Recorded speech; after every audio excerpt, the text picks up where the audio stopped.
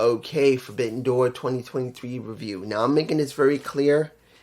I'm uploading this almost at the beginning of the morning of the 26th. I decided, due to the fact that, as you guys know, I've been having a lot of allergy problems. By the time Forbidden Door was finished, I was so tired and drowsy. I decided I was going to skip just doing a quick review and then upload. I was going to wait.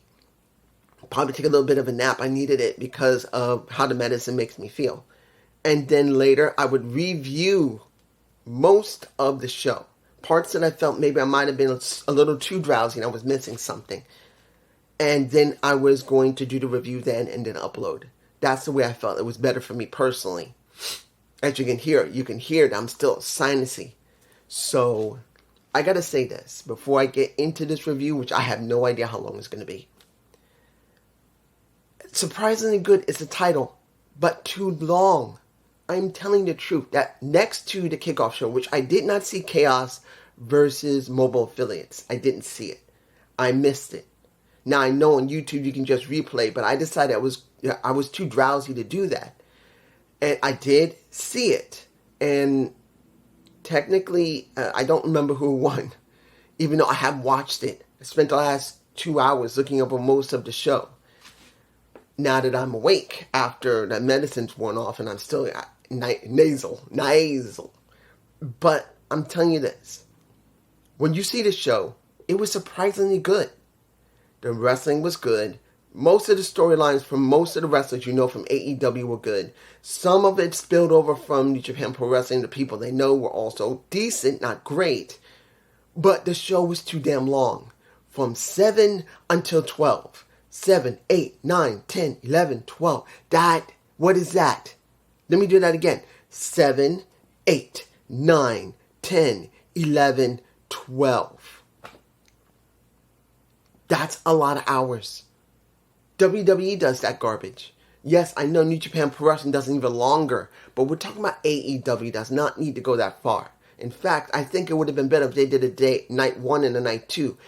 If they had done something for a second night, like do something Saturday and then do something Sunday, or better yet, do something now, not use all of it, and then put in a main event for Dynamite, or for Collision, or for Rampage, something that could have been elaborated more. I'm just saying, I don't believe it need to be that. Okay, kickoff. I'm not going to talk about Chaos and Mobile Affiliates, even though I did see it. I don't remember at this moment who won. I didn't write it. I just wanted to review the premium knob of it, even though it is pay-per-view. I don't remember it right now. So the next match I do remember is Athena versus a Billy Stark, not Ricky Stark's daughter, Ricky Stark's little sister. Girl is known as the Prodigy. Girl left high school with a 4.0, which, lucky for her. Unfortunately, I didn't get that. But the point is, she's new in the business. She's 19 years old. She's been wrestling for 2 years. She just went up against a 16-year veteran in an Athena who's been at 48 now with this match won. 48-0. She was 47-0 at the beginning of that match. And I will give it to Starks. She's still young in the business, but she looks very promising. She does. But we're talking about Athena. If I was still doing ROH reviews, Athena would be the showcase for me on my channel because I still love Athena. She has been booked dominant. And she proves it. She doesn't give a damn. She's going to destroy anybody that's in her way, which she did with this girl. She annihilated her. And she's also into the Owen Hart Foundation tournament. So that makes it even better. So eventually she'll be going up against Willow Nightingale. I believe so. Is she going up against Willow? I can't remember, but she might be. Now, the next match, which was a... What's this? My handwriting was really messy. A trios match. The United Empire versus... What is the name of Los Caballos del... I think infamous of Japan, I believe. Or the Incomprehensible Japan, if that's in Spanish, I think. But it was interesting to see this other team I've never seen before. But I've seen United Empire. I've seen them. I know Cobb. I know the guy from Aussie Open and TJ Perkins. And he was holding a title. Damn. Haven't seen him in a while. So he is still in New Japan Pro Strong, which I have not seen, guys. If you say, dude, he's in New Japan Pro Strong, I haven't watched it.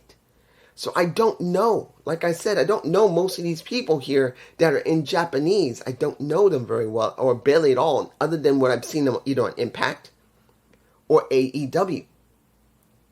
It's not like I see them often.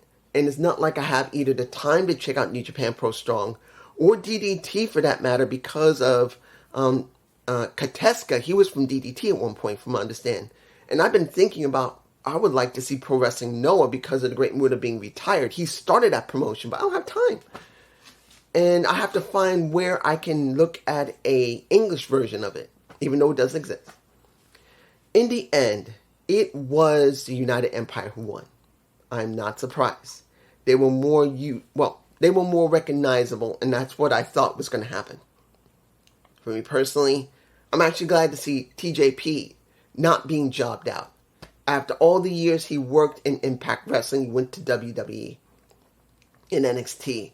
I'm glad that they are using him correctly. He is a 17 to a 20-year veteran, I think, at this point. I don't know how many years he's worked. I'm just saying. Opening match for the show was the match I knew had to be done first. And they needed to do it first. The AEW Championship of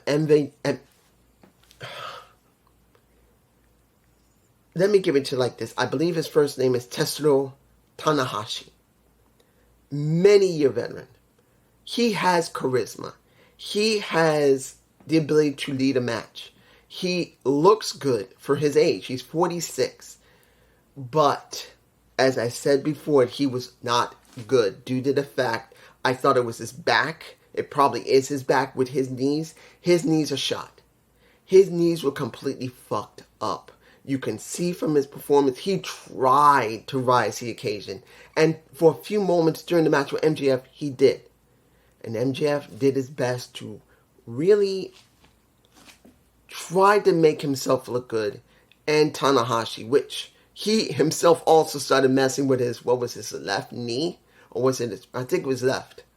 That at one point he got a bad dragon screw. He hurt his knee. He did a gut buster with both his knees to Tanahashi, and he acted like his knee was completely shot himself. He really tried to make Tanahashi look good. He did. Now, mind you, he had to cheat to win because he didn't want to make Tanahashi look bad because he grabbed his title, jumped into the ring, was going to knock the living taste out of the mouth of Tanahashi. The ref grabbed the title. Diamond ring in the face, he's out. And Tanahashi's not happy because he got laid out because he got tricked. I'm going to say this when it comes to Tanahashi. I don't hate him. I like him. There's something of his personality that I see. One of the major things that I've hated for years when it came to Japanese wrestlers in European or American promotions was they never booked them correctly. They didn't take enough of their own original personality that they built up in Japan and combined it with a little bit of America. Yes, they don't always speak English, but it doesn't mean you can't work around it. You can't get someone that can translate for them, get them a handler. You can't make sure they don't have some type of story that goes along with what they already built up in New Japan. They never do it. They just stick them with matches. They never give them time or the ability to use what they had, what you may give them to make it mean something. It never works. Here, because Tanahashi is familiar to me, he's been to New Japan, he's been from New Japan to Impact, because I've seen him there at least once. And he's gone to AEW now a couple of times now, so I am familiar with what it looks like. And since commentary did explain about how he was, and Kevin Kelly explained it, I'm still not fond of Kevin Kelly. I don't hate him, I'm still not feeling him. But I can see what the appeal is. But I'm telling you right now, he's done. I don't believe he should be wrestling anymore. He should be a manager. I'm being honest here. He should become a manager for a while. If there's any way to fix his knees, they should fix them. But if not, he should become a manager or, at very rare occasions, wrestle. Because he can't walk. I'm not against him. I think he's a good wrestler when he can do it, but his knees are just shot. Next, quarterfinal match. CM Punk versus Kojima. Kojima.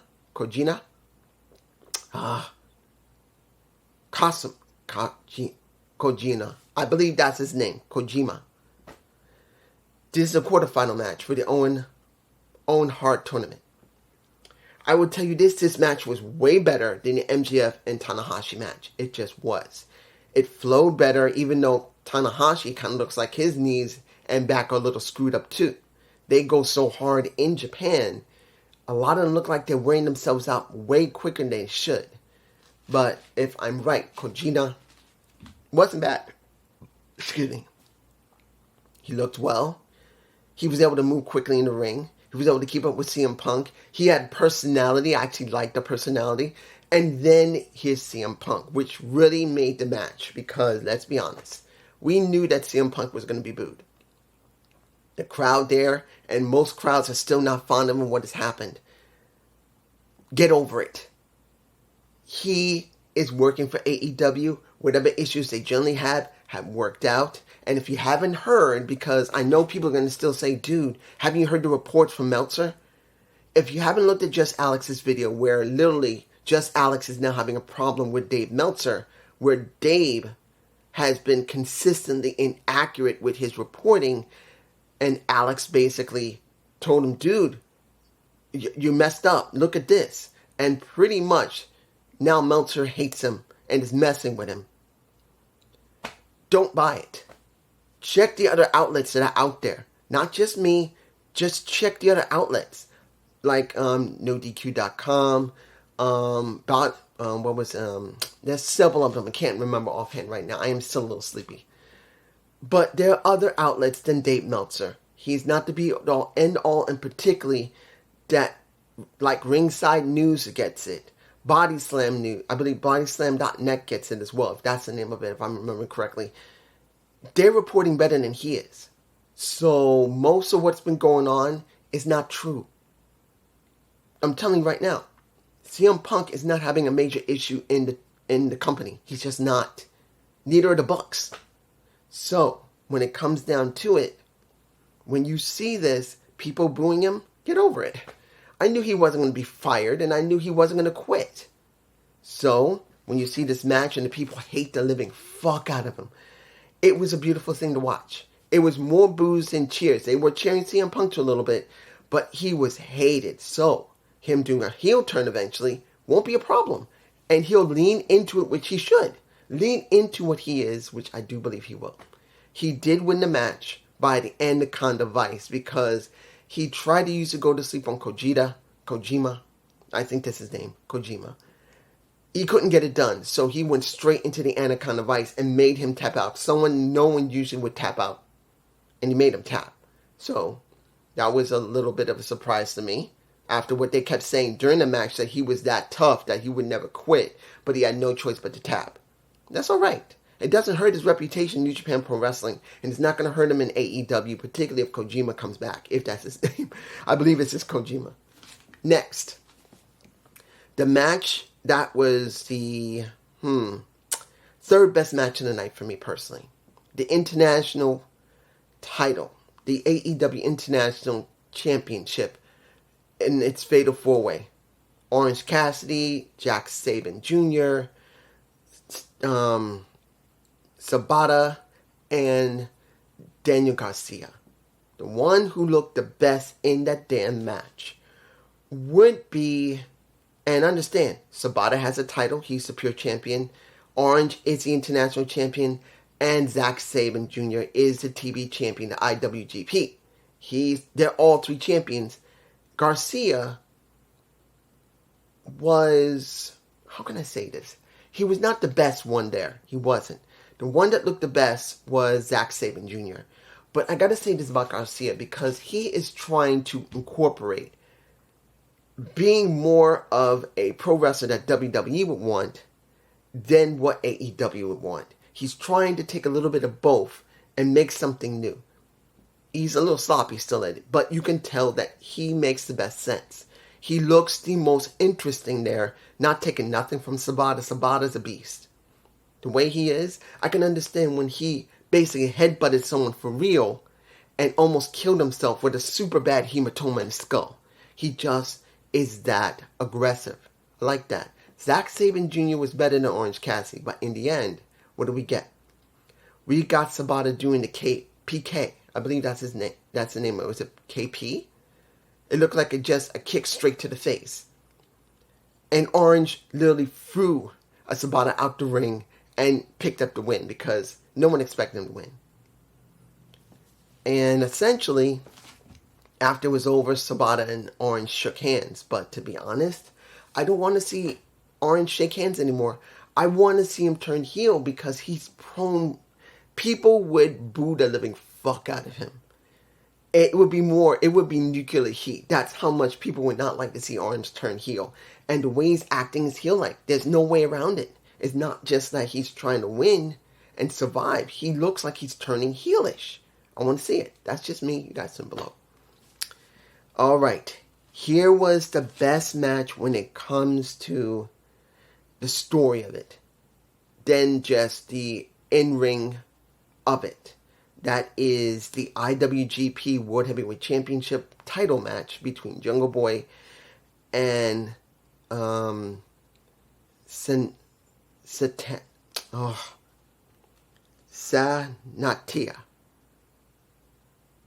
I think it's not Sonata. Is it Sonata? I believe that's Sonata. Yeah, it's Sonata.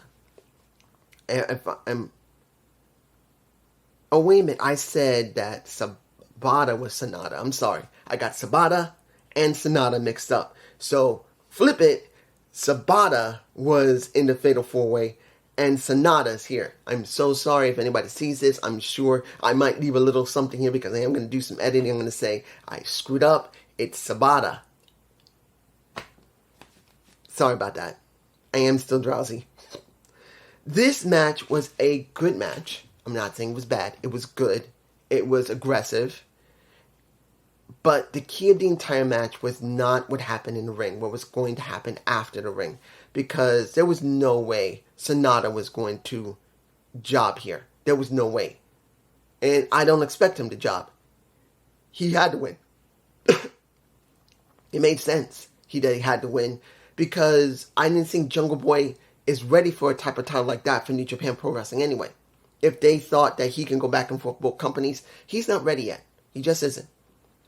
So when it was all over, said and done, and Jungle Boy and Hook, because Hook was at ringside for his friend, and Taz was on commentary, this is where it gets interesting. Because once it was over and they both go to the Titantron and heading to the back, you could see Jungle Boy leaning down, and everybody on commentary thought that he was just really hurt from one of his suicide dives or jump off one of the ring posts.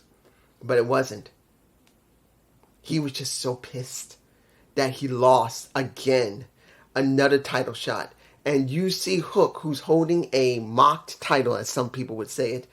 And pretty much, he got his head knocked off his shoulders. And you hear Taz say, "Oh, shit!" He was mad. Taz was pissed off for his son. And you see that Jungle Boy was reveling in it. He was reveling in basically going, okay, I've done it. He gets on his knees and he says, hate me. And they exploded with rage and booing him. And he's taking it in and he's going like this. He says, yeah, we won. And then as he walks back, he grabs the FTW title, which got knocked all the way up to where the good guys come in and out, threw it at Hook, stands in the middle where it's supposed to be good and bad entrances, and he heads to the bad side. Simple to the point. It doesn't have to be elaborate. We got Jungle Boy finally turning heel, which many people believe it was time. Many people believe, and I'm sure just Alex, who's already reported this, and his live stream, and JD, they had to say it. It was necessary. He needed it. It was time. And I'm glad it happened. Now, the 10-man tag. The Elite with Emi Ishii, who I like a lot. The Stonewall Pitbull, I believe. I always forget that. And Eddie Kingston versus the Blackpool Combat Club with... how can I say this? I will tell you this. When it comes to Blackpool Combat Club, it was a good match. Two people that shined the most, obviously. Kateska looked good. He did. He literally was destroying Emi Ishii to a certain extent. But the person that truly must be pushed, finally, is Eddie Kingston. Because of how much people love Eddie. I've said this from the very beginning when Eddie came into the company. I said when he came in that he should be pushed. That they should give him the TNT title. Or better yet, let him go after the world. He went after the world. Never got anywhere. I don't remember if he went after the TNT title. I think once. Didn't get anywhere. When he had a chance with CM Punk, they should have let him do something. When he had a chance with Chris Jericho, they should have done something with him. They should have pulled the trigger. They couldn't. Either there was an issue because of what happened with Sammy Guevara, or because he got a hernia surgery. Now the question is, would they really do something with him because he's that loved? Whether he doesn't have the washboard abs. I don't got no washboard abs. It's not the point.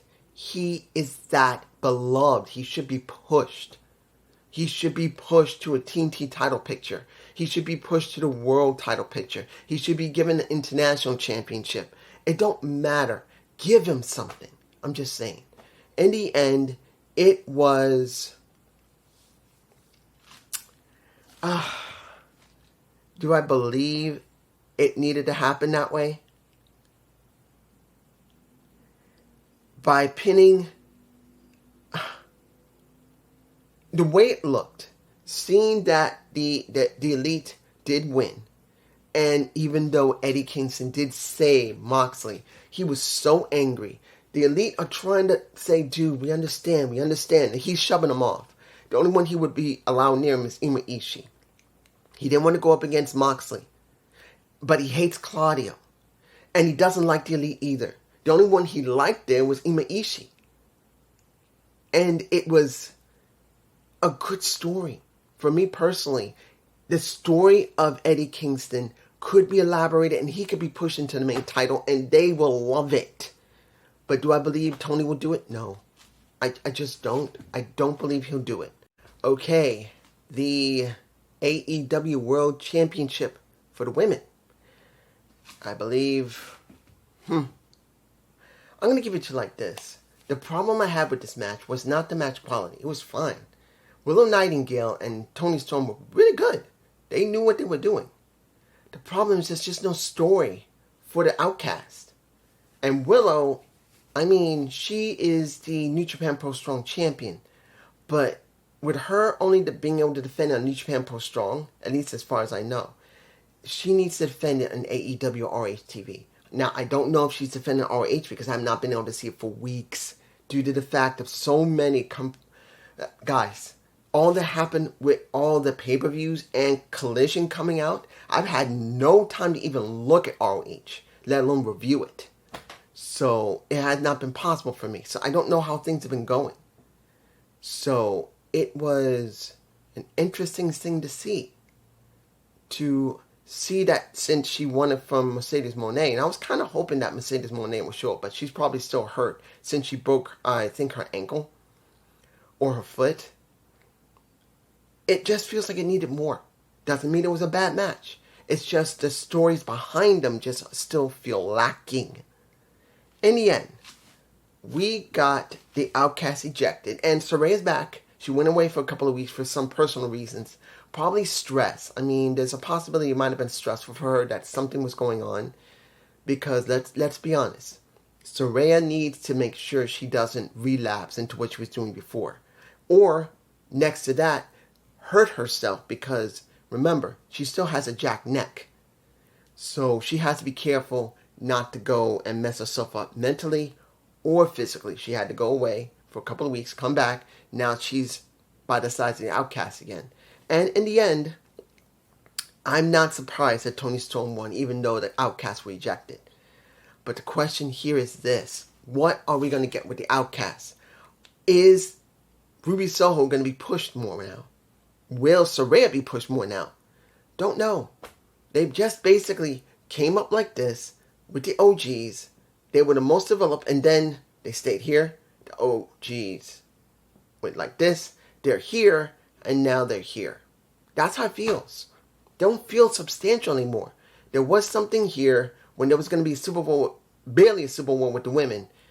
It dropped down to here. Now they're just right here.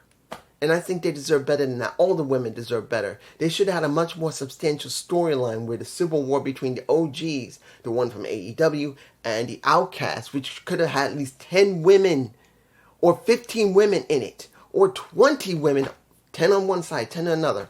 Each one's having some type of battle. No. You barely went beyond 5 women. Barely. I'm just saying. It was upsetting.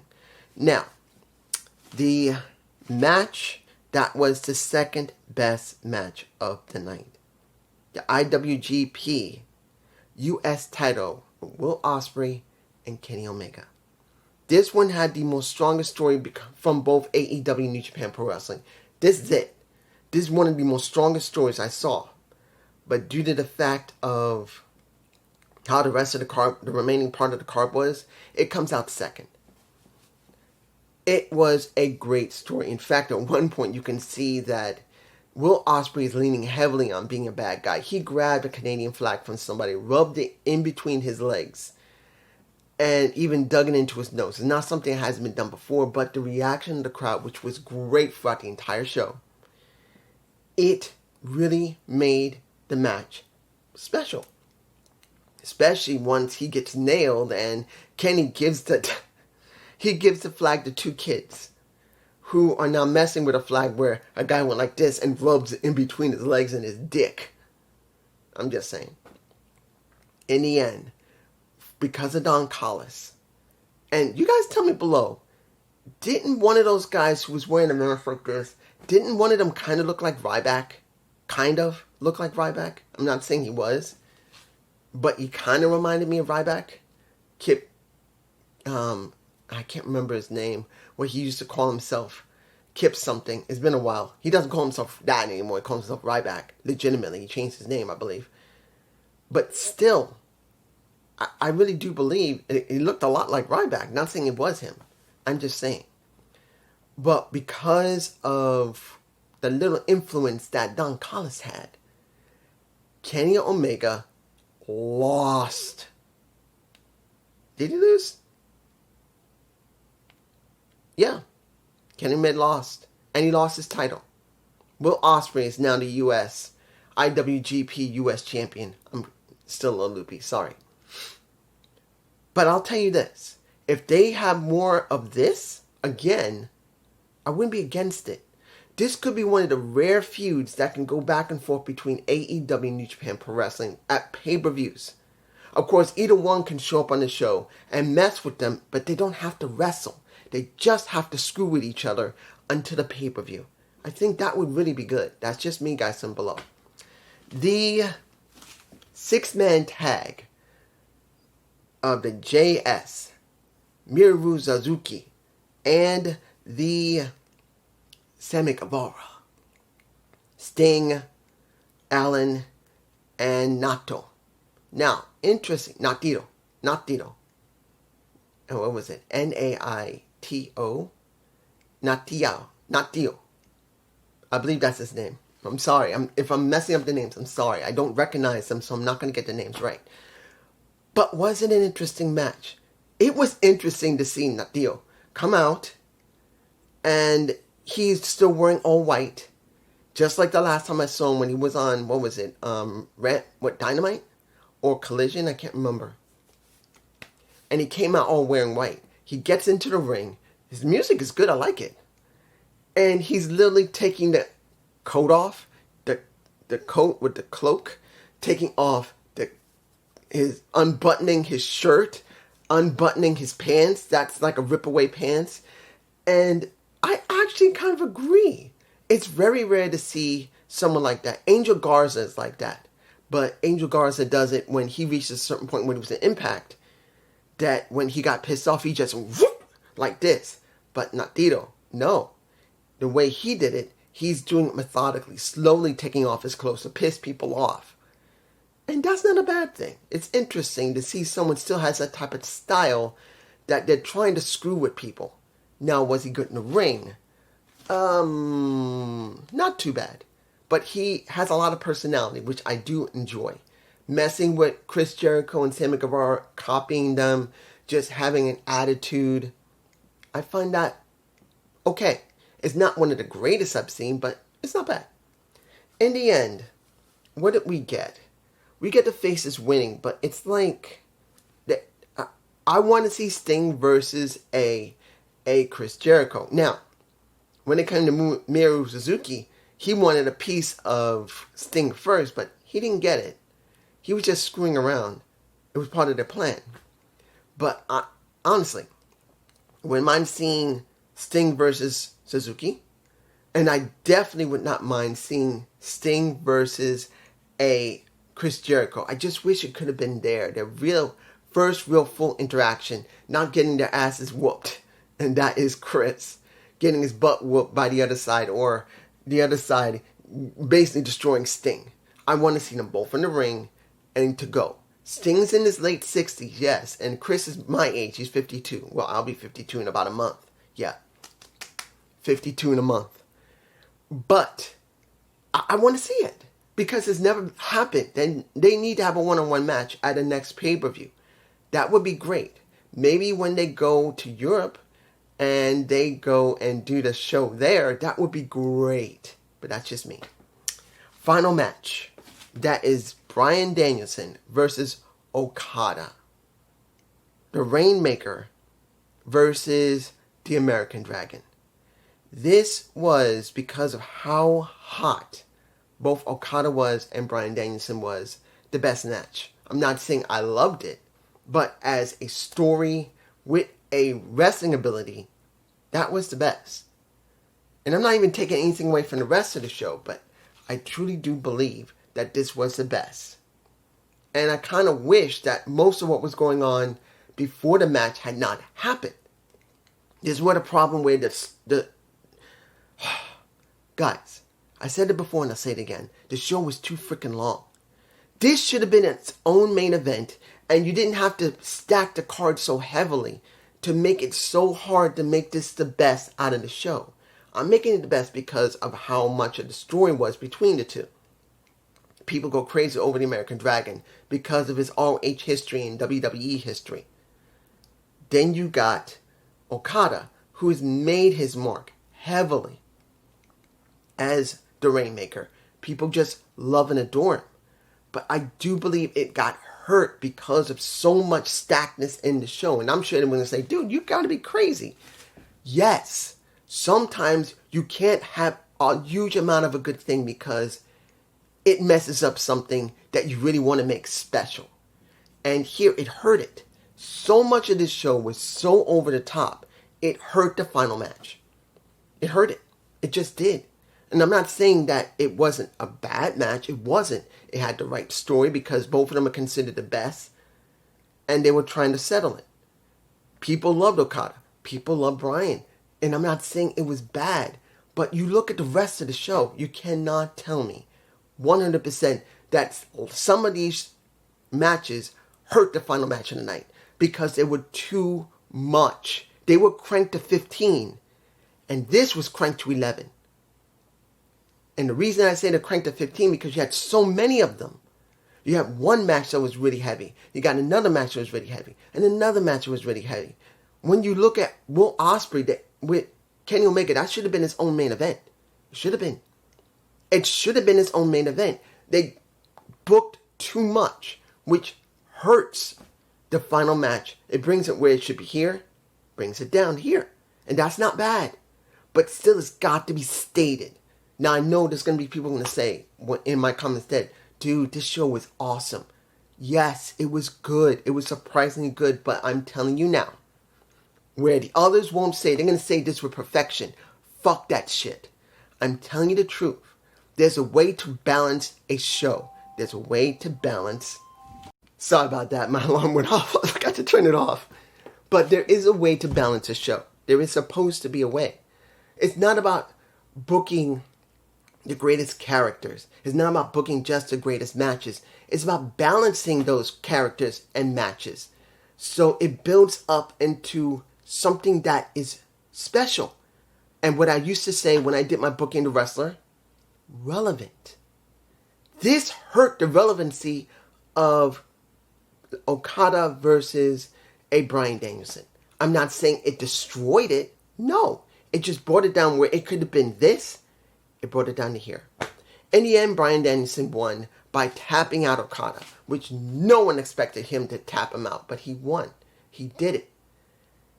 And I kind of feel like, for me personally, it does make sense to tap him out. But I think maybe Okada could have beat him. For the main reason is that if you want to make something special between New Japan and AEW again, let Okada win. And make it a chip on the shoulder of Bryan Danielson. Make it so that Bryan Danielson feels so angry for the next couple of months, he goes on a tear throughout the entire roster. And then when they see each other again, he'd get that win back. That's what I think could have happened. But they did go with Okada losing by tapping out. But this is just me. And I'm saying this right now. This was a surprisingly good show, but it was too damn long. It was too damn long. But worse yet, which I know everyone's going to say, you just are such an old man, you don't understand current wrestling. Yes, I do. I'm not telling you that high impact, high paced wrestling is bad. I'm not. But there's a certain structure how you present it. You don't need to go this, and then stay like this almost all the time. Have one dip, and that was during the women's title match. And then that. Because when you want something really important, like the Okada and Bryan Danielson match, to be above it, it won't. Because you already had everything here. You brought it down a little bit. And it's below the high level that you set. That's one of the problems people don't understand these days. You got to structure it correctly. No one's saying the wrestling was bad. I'm not. Even though seeing Kenny Omega get at Tiger Driver 91, where his neck gets bent, and I didn't say it before, but I do have a shot of it. I think I do. It's in my face. I've been showing images. Damn. That was shocking. But you got to not go overboard with it. We're talking about the American crowd, not the Japanese crowd. That's what people don't understand. They like to see things go up. If you go here constantly, it makes everything average eventually. Sometimes you need, and I say this again, you need to balance it out. Because you can't go like this all the time, but sometimes you need to not go that high. Go here. Go here. And then when it's time for the most special stuff, go here. That's what I'm saying. Peace.